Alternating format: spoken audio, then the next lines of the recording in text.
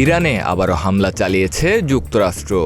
বুধবার ভোরে যুক্তরাষ্ট্রে নিক্ষেপ করা একের পর এক বোমায় কেঁপে উঠেছে দেশটি। যুক্তরাষ্ট্রের সেন্ট্রাল কমান্ড এক বিবৃতিতে হামলার বিষয়টি স্বীকার করেছে। হামলার পর পারস্য উপসাগর ও হরমুজ প্রণালীর উপকূল এলাকায় বিস্ফোরণের খবর পাওয়া গেছে। বিবিসির খবরে বলা হয়, হরমুজ প্রণালীতে একটি মার্কিন হেলিকপ্টার ভূপতিত করার অভিযোগ এনে ইরানে এ হামলা চালালো যুক্তরাষ্ট্র। হামলা শুরুর ঠিক আগ মুহূর্তে মার্কিন প্রেসিডেন্ট ডোনাল্ড ট্রাম্প ক্ষুব্ধ হয়ে ইরানকে পাল্টা জবাব দেওয়ার হুমকি দিয়েছিলেন।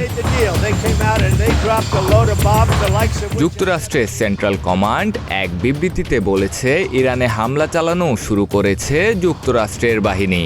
এ অভিযান ইরানের যৌক্তিক আগ্রাসনের সমানুপাতিক জবাব। আরও বলা হয়েছে, ইরানের হামলায় ভূপতিত যুক্তরাষ্ট্রের অ্যাপাচি হেলিকপ্টারের 2 ক্রুকে একটি সামুদ্রিক ড্রোন উদ্ধার করেছে।